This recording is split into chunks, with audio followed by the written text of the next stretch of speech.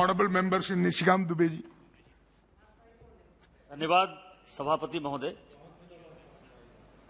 मैं माननीय प्रधानमंत्री जी के नेतृत्व में विदेश मंत्री जी जो द्वारा लाए हुए the weapons of mass destruction and the delivery system prohibition bill amendment bill 2022 के समर्थन में बोलने के लिए खड़ा हुआ है। सर, गीता में 18वें अध्याय में कृष्ण ने पूरा सार कहा। सर, सार ये था कि सर्वधर्मानि परित्यज्य मामेकं शरणं व्रज अहं त्वां सर्व पापेभ्यो मोक्षयिष्यामि मा शुचः। आज जो दुनिया है सर, पूरी ग्लोबल वर्ल्ड हो गई है और इतना खतरा आम जनमानस को, आम लोगों को कभी नहीं था जितना कि आज खतरा है।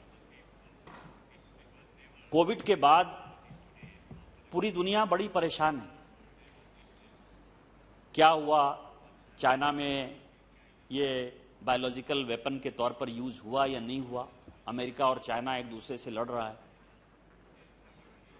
लेकिन कभी दुनिया में किसी ने यह सोचा नहीं, वसुधैव कुटुंबकम की हम बात करते हैं, बड़ी चर्चा होती है इस पार्लियामेंट में, लेकिन पिछले 2 साल में क्या वसुधैव कुटुंबकम हो पाए?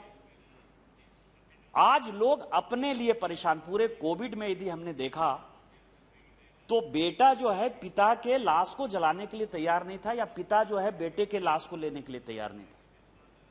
इसीलिए आज जब माननीय विदेश मंत्री जी कह रहे थे और जिसके ऊपर मैंने देखा कि सभी समर्थन करते हुए बड़ी चर्चा किए, क्या विदेश मंत्री जी ने ठीक नहीं कहा कि कोई भी विदेश नीति है आज की डेट में, तो उस विदेश नीति में भारत कहां खड़ा है, हमको कहां सुविधा है, हमको क्या फायदा है? क्या इस कोरोना के बाद भी हम नहीं समझे? आज भी हम पूरी दुनिया का जो है ठेका लेकर बैठे हुए हैं कि ईरान में क्या हो रहा है, यूके में क्या हो रहा है, यूक्रेन में क्या हो रहा है, रूस में क्या हो रहा है। अरे जहां हो रहा है, यदि हमको कोई बुलाएगा तो हम अपनी व्यवस्था देंगे। मान ना मान मैं तेरा मेहमान, इस तरह से जो है आप टांग अड़ाने की बात करते हो। आपके साथ कौन है?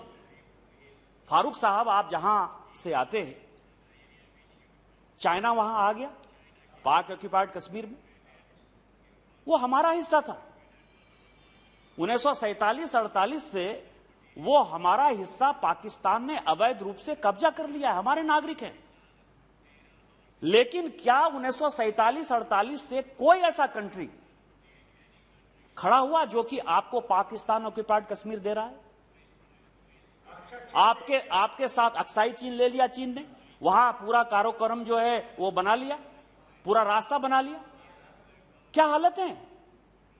और आपके साथ पूरी दुनिया नहीं खड़ी है, आपको जो है उतनी ताकतवर नहीं मान रही है, और आप चाहते हो कि हम पूरी दुनिया को जो है ठीक कर लें। आज भी जो चर्चा चल रही है, और मैं बड़े सभ्य तरीके से सभी का सम्मान करते हुए कहता हूं कि पहले अपने बारे में सोचिए। जो मैं आपको कह रहा था ना कि माननीय प्रधानमंत्री जो पंचामृत के सिद्धांत पर चले, केवल हंसने से नहीं होता है, केवल मजाक उड़ाने से नहीं होता है, केवल यह कहने से नहीं होता है कि भारतीय जनता पार्टी अपने आप को पूरा बढ़ा चढ़ाकर पेश करती है। भारतीय जनता पार्टी काम कर रही है। आज आपको अपने प्रधानमंत्री पर इतनी ताकत नजर आ रही है, तब ना आप करें। और आज जो ये बिल है सर, ये बिल क्या है? आज दुनिया में अलग अलग एक्टिविटी में, पूरे ग्लोबल वर्ल्ड में, किसी के पास बैंक है, किसी के पास पैसा है, किसी के पास कोकीन है, कोई ड्रग्स दे रहा है, और कोई भी कानून ऐसा नहीं है कि दुनिया में आप मान लीजिए कि भारत में, जैसे पुरुलिया में एक कांड हुआ सर, मेरे बगल में हुआ कांड, और पुरुलिया में हथियार गिरा दिए गए। हथियार गिराने के बाद किस कंट्री ने किस इंटेंशन के साथ किया, उसकी जांच जो है हम आधी अधूरी ही कर पाए। आधी अधूरी इसीलिए कर पाए क्योंकि हमारे पास ये दुनिया की कोई ताकत ऐसी नहीं थी, कोई ऐसा कानून नहीं था कि हम किसी का संपत्ति जब्त कर पाए, किसी का बैंक अकाउंट फ्रीज कर पाए, किसी को जो है हम कोई धक्का पहुंचा पाए। जाने दिया। वही मैं आज कह रहा हूं सर कि 93 में बम ब्लास्ट की बात कर रहे थे। 93 में, बस 2-4 मिनट में खत्म करूंगा सभापति महोदय। मैं केवल सदन का ध्यान आकृष्ट करना चाहता हूं कि आप ये समझिए कि 93 में दाऊद इब्राहिम चले गए। आज हम उनकी संपत्ति कितना जब्त कर पा रहे हैं? दुनिया में उनकी जो संपत्ति है तो गलत तरीके से अर्जित की हुई है ना। हमारे देश को तोड़ने के लिए वो संपत्ति है ना।